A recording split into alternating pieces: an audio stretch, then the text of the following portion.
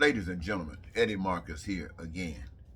You know, one of the other topics that I've been hearing a lot about is the states within the United States that are called the poorest states.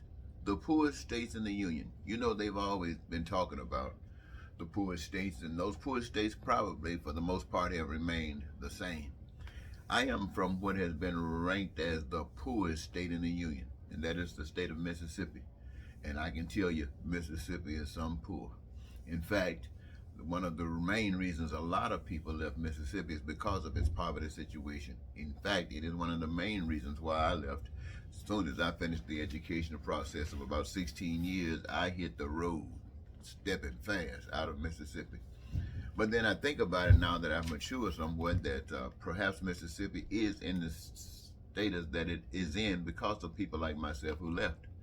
And then I'm not dumb enough to think that because it doesn't matter. I might have gone someplace else, but wherever I went, it was basically the same. In fact, the nation is the same. And when I think about the states that they mentioned, out of the 10 states, the best state was about Georgia, where they have a average annual income for families there, $58,000. $58,000 don't allow you to do too much of anything with, but you can do something. You can do something. In other words, you might be able to make it from paycheck to paycheck with a few loans. You might survive, but as far as living, that just isn't happening. Same thing in Tennessee, $53,000 a year. Oklahoma, 52. Alabama, 50. Arkansas, 47. Kentucky, 50,000 annually. West Virginia, 46,000. New Mexico, 49. Louisiana, 49. Mississippi, $45,000 a year. You know, ladies and gentlemen, one of the things that I've always loved, I've always desired really, and that's to enjoy life to its fullest. To me, it's all about its fullest. And you see it every day. Do you see that the richest people enjoy whatever life they can have by accessing it through the money? But most of us who live cannot access these things because we do not have the money. We don't have the money because we live in a system that came back from quite a while back that says we will operate under this. In this system, they convince people to accept because it didn't put any particular limits on it. It says you can possibly be a Bill Gates or Elon Musk, richest man in the world. No restrictions on you like that. So you can come, you can be this, you can be this, and that sounds really good to people. You know, no limits. You got some places where everybody produce, and when they come back to what you get out of the deal, everybody gets the same. It doesn't matter what you have to offer.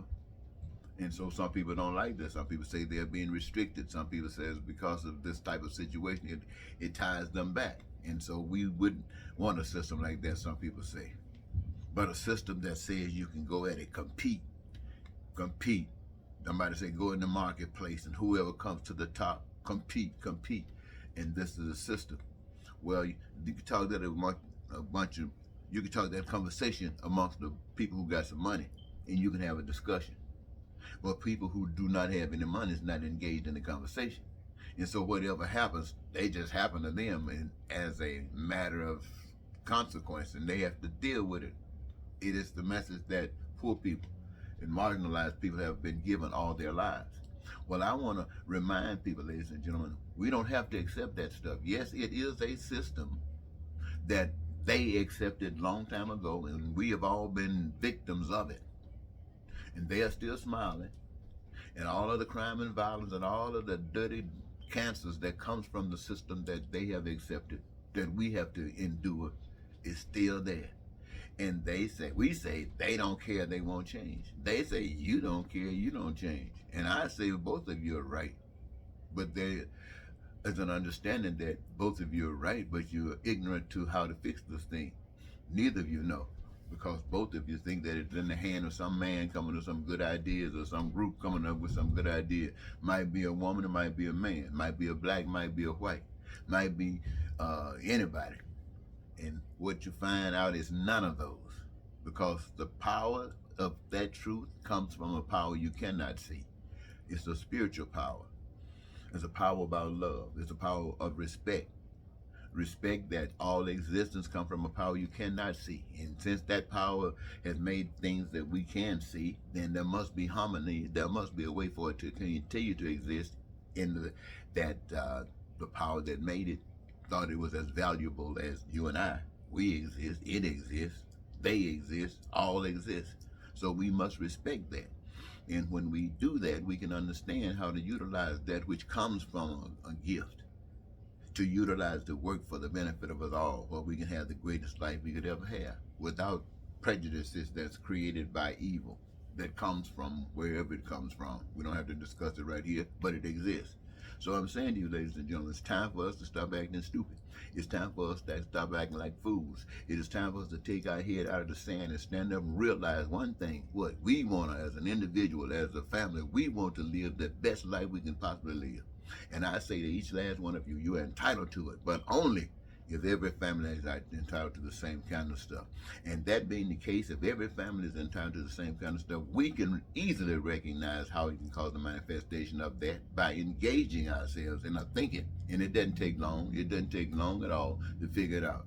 We utilize the systems that we already have as far as amassing and distribution. We use that same system, it works. But now we just engaging everybody. By engaging everybody, we produce more. And by producing more, engaging everybody, everybody is entitled to, because they played a part in the process. And so nobody needs to do any of this ugly stuff that we've been doing all our lives, or that some people have been doing all their lives. So I'm just going to leave that right now. I don't want to talk too long. You know I can go. But check out some of these other videos, and it'll bring you close to what this whole campaign is all about. It's about you making the decision that we're not going to keep up this any longer. Republican or Democrat. Republican or Democrat. One got this and that. And no, we're not going to go that route no more. We ain't stupid. We're going to fix this thing. All right. Talk to you later.